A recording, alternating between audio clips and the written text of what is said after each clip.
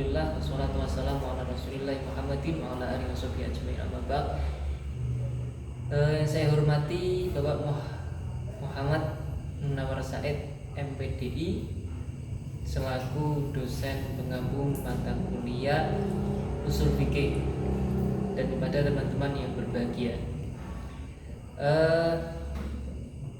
Sebelum masuk pembahasan, perkenalkan, nama saya Muhammad Azam Bakhtiar, NIM 079, Prodi Pendidikan Agama Islam, semester 1, kelas PAIB. Di sini saya akan melaksanakan UAS dari Makul Ushul Fikih, itu menyampaikan salah satu materi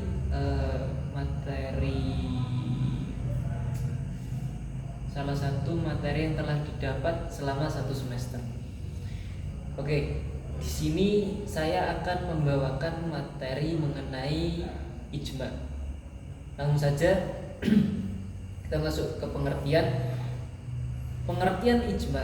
Secara etimologi, ijma berasal dari akar kata ajma'a yajma'u ijma'an, yang wazannya ialah kata if'alan, yang mengandung 2 makna. Yang pertama bermakna ketetapan hati terhadap sesuatu atau al-azam wa at-tasmim ala amr. Yang kedua bermakna kesepakatan terhadap sesuatu, al-ittifaq alal amr.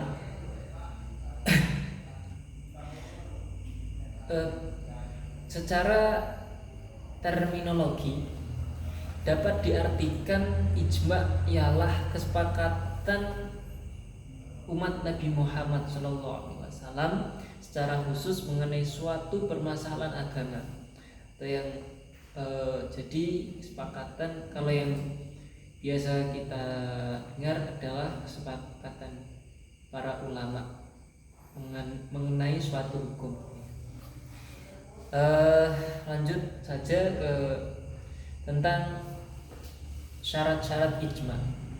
Adapun syarat-syarat ijma itu ada 5. Yang pertama, yang sepakat adalah mujtahid. Yang kedua, yang sepakat adalah seluruh mujtahid. Yang ketiga, mujtahid adalah umat Rasulullah SAW. Yang keempat, kesepakatan dilakukan setelah wafatnya Rasulullah. Jadi misal Rasulullah belum wafat, ijma dan qiyas itu belum ada. Jadi suatu hukum yang belum ditetapkan saat zaman Nabi itu akan ditetapkan melalui proses yang namanya ijma atau kesepakatan para ulama. Yang kelima, harus berhubungan dengan hukum syar'i. Selanjutnya adalah macam-macam ijma. Yang pertama, ijma itu ada 2 yang saya tahu. Yang pertama ijma syar'i. Yang pertama ijma syar'i, yang kedua ijma sukuti. Ijma syar'i sendiri, dalam ijma ini semua mujtahid mengemukakan pendapat bahwa mereka masing-masing kemudian menyepakati salah satunya. Yang kedua yaitu ijma sukuti. Pendapat sebagian ulama tentang suatu masalah yang diketahui oleh para mujtahid lainnya, tapi mereka diam. Jadi diam saja, tidak mengeluarkan pendapat, tidak berbicara. Beliau diam, tidak menyepakati atau menolak pendapat tersebut secara jelas. Entah itu beliau sepakat dalam hati ataupun tidak, beliau tidak mengungkapkannya. Terus kehujahan ijma. Selanjutnya adalah tentang kehujahan ijma.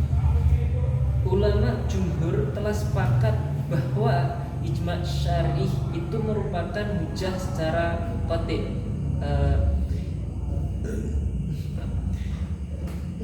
yaitu wajib mengamalkannya dan haram menentangnya. Bila sudah terjadi ijma' pada suatu permasalahan, maka ia menjadi hukum qati', yaitu hukum yang tidak boleh ditantang atau dilanggar, dan menjadi masalah yang tidak boleh diijtihadkan lagi. Sementara itu ijma' sukuti telah dipertentangkan kehujahannya di kalangan para ulama. Sebagian dari mereka tidak memandang ijma' sukuti sebagai hujah, bahkan tidak menyatakan bahwa ijma' di antara mereka pengikut Maliki dan Imam Syafi'i yang menyebutkan hal tersebut dalam berbagai pendapatnya. Terus setelah kehujahan ijma', yaitu contoh ijma' syari. Contoh ijma' syari, saya akan menunjukkan 3 hal. Yang pertama, ada kesepakatan para ulama dan mujtahid atas diharamkannya minyak babi. Yang kedua, menghasilkan kesepakatan berupa membukukan Al-Quran yang dilakukan pada masa kepemimpinan Abu Bakar As-Siddiq. Yang ketiga, menjadi as-sunnah sebagai sumber hukum Islam. Yang kedua, setelah sumber hukum Islam pertama yaitu Al-Quran. Selanjutnya, setelah tadi contoh ijma' syari, yang kedua berarti contoh ijma' sukuti. Contoh ijma' sukuti sendiri itu diadakannya adzan 2 kali dan iqomah untuk sholat Jumat yang dipelopori oleh sahabat Utsman bin Affan radhiyallahu anhu. Pada masa kekhalifahan beliau, para sahabat lainnya tidak ada yang memprotes ataupun menolak ijma' yang dilakukan oleh sahabat Utsman bin Affan tersebut. Dan diamnya para sahabat lainnya adalah tanda menerimanya mereka atas prakarsa atau suatu keputusan yang telah diputuskan. Mungkin cukup sekian dari saya. Mohon maaf bila penjabarannya kurang jelas karena waktunya juga biar tidak lemot, tidak terlalu banyak memakan memori dan tidak sulit untuk diunggah, karena telah dijelaskan saat makul dan telah dijabarkan oleh Bapak dosen, Bapak pengampu dan para presentator yang telah menyampaikannya. Jadi cukup itu yang bisa saya sampaikan. Mohon maaf atas keliruhan tutur kata yang saya sampaikan, kurang lebihnya mohon maaf. Syukron kasih Allah. Wassalamualaikum warahmatullahi wabarakatuh.